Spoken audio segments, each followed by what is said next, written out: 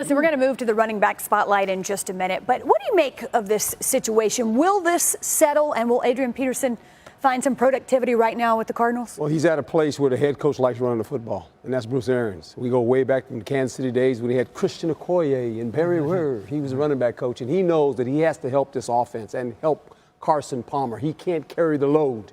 They have to run the ball. That opens the play-action pass. That's when Carson Palmer is at his best. So this is a good fit for Adrian Peterson. It wasn't right for him in New Orleans. He knew it. We all knew it. You could see it. And Sean Payton already was liking the youngster in Kamara. And so, listen, you got another chance here. They're going to need you. And these two sides needed each other. Yes. Yeah. That's really what this is about. Adrian Peterson needed a new home. Cardinals needed a new running back.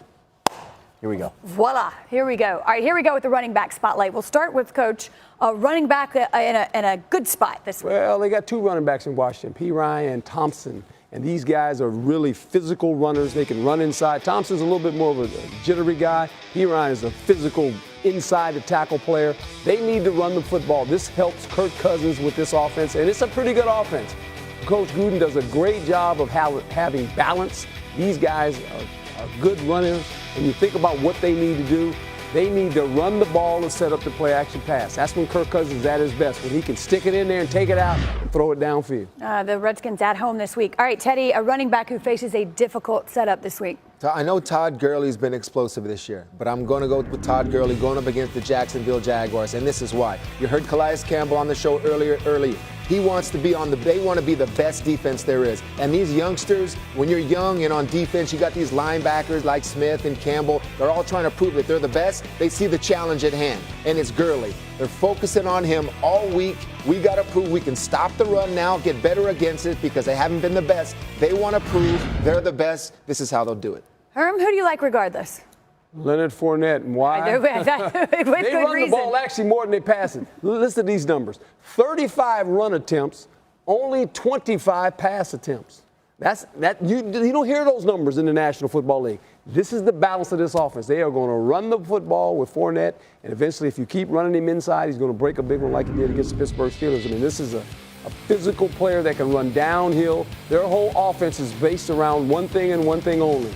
We're going to run the ball, and we're going to keep running it, and we're going to test your will, and eventually something's going to break, and this guy right here is the guy to give the ball to because he is very, very good, not only as a runner but as a pass catcher, too. Doesn't get enough credit for that. Well, listen, running the way he's running, you can't blame him. I'd give it to him, too. Hey, they're in first place. They've run themselves into first place right now, haven't they? Yes, they have. A breakout candidate, potentially, in terms of running backs. All right, it's time. Doug Martin of the Tampa Bay Buccaneers. I think he breaks out this week. Breakout? When he played against the Patriots on that Thursday night, he looked explosive. Spry. He does. That's Well, he was great word, fresh. Adam. He hadn't Spry. We don't use that word in Spry. that. That's a word I've never used before as an He hasn't analyst. played football It's the too first much. time ever. He's Really?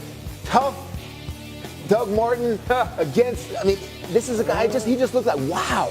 This guy looks like he's back. So I think he's going to break out this week. He's going to have a better day, I think, than Adrian Peterson on the other side. Doug Martin, breakout. Tell us sure Teddy sounds spry when he talks about that. Spry, huh? Okay. Well done. Twice in one day. Potential storyline, Adam, with running backs that you're watching this Look, week. we started this segment talking about Adrian Peterson, but I think you have to focus in on the team that he left behind. And the reason they traded him is because they love Alvin Kamara, their rookie running back, the third-round pick, who they traded a second-round draft pick in 2018 to go get. You saw what he could do against the Miami Dolphins in London. There was the glimpse right there, the joker in the Saints offense, the man who makes plays. They also love Mark Ingram. But the young man, Alvin Kamara, this is his time to shine, and it looks like he's got a big opportunity. His emergence enabled New Orleans to be able to go trade Adrian Peterson to Arizona. You know, it looked like a situation that could have gotten ugly in a hurry if they didn't come to this conclusion. But to your point, it's a win-win, at least right now. Matthew Berry, some running back love-hate this week.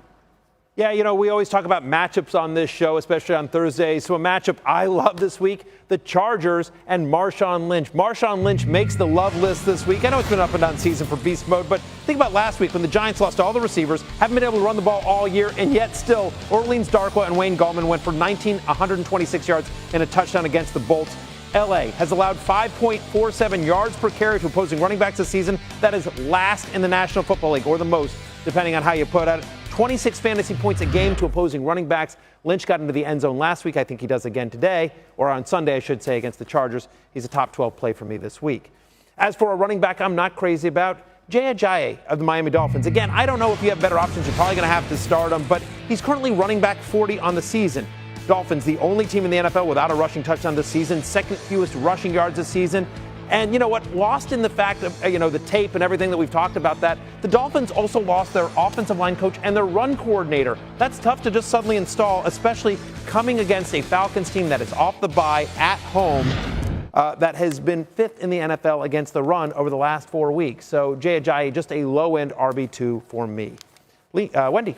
Meanwhile, Tom Brady missed the team practice on Tuesday, apparently dealing with a minor shoulder injury. It's his non-throwing shoulder, so his left shoulder. He was back on the field today for a walkthrough, is expected to play Sunday against the Jets. And with that, we find our Adam Schefter in the Domino's pregame headquarters. Adam, and let's run through some notable injury reports. Wendy, let's start with Marcus Mariota, considering the fact that he missed last week's game. And the Titans have said that this is a decision that could go all the way up to Monday night's game against the Indianapolis Colts. And I think there will be a question about whether or not Mariota can play in that game, whether he's going to be able to practice. If he can't go on Monday night, then obviously Matt Castle would step in to replace him at that point in time. But there's a question as to whether Mariota will be able to go on Monday night against the Colts. As for Derek Carr, he was throwing the football in practice last week and this week without pain. The issue there is whether and how he would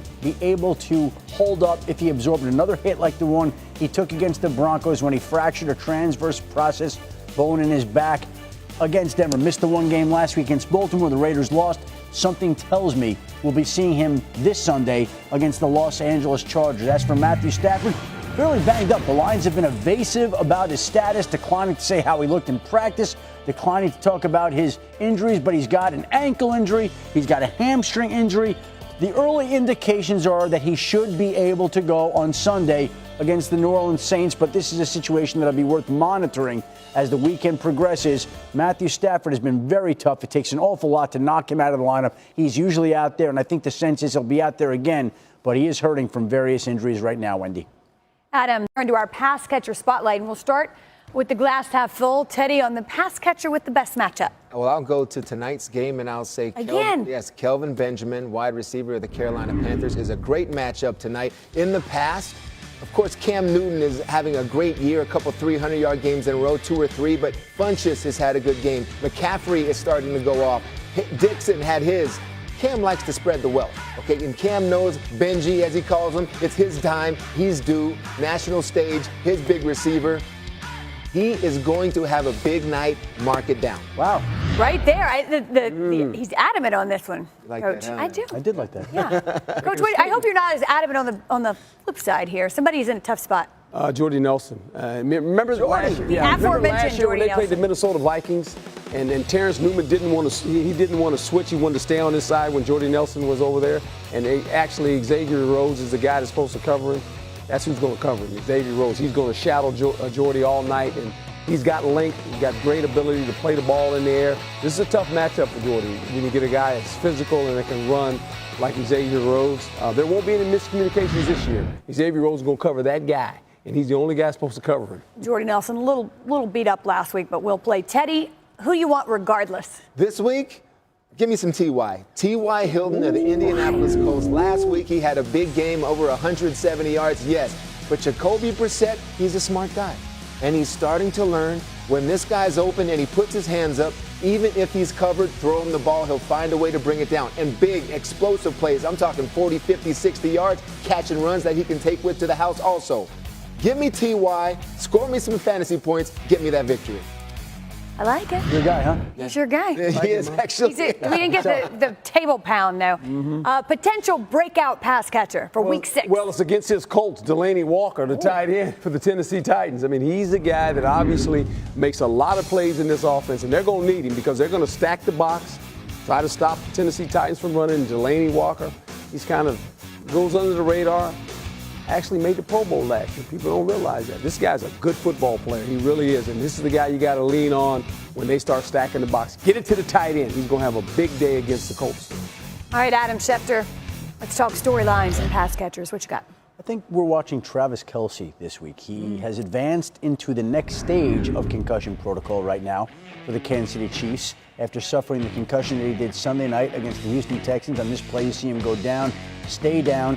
He entered into the protocol, stayed in the game for a little while, but now he has been advanced to the point where he's going to be allowed to participate in practice in a limited capacity. So I guess he's trending in the right direction to be able to play Sunday against the Pittsburgh Steelers, but he still has not received full clearance yet. All right, also trending in the right direction, Matthew Berry. How about some love-hate with regards to our pass catchers? Thanks, Wendy. Look, you just heard Teddy talk about Kelvin Benjamin and the matchup he has tonight. Well, I like the guy opposite him as well, Devin Funchess. Devin Funchess has been the 8th best wide receiver in fantasy since week 2, and it's not as much as a fluke as you might think. Obviously, the touchdowns help. But over that same time frame, he's top 15 in the NFL in receptions and targets, at least 8 targets in 3 straight games.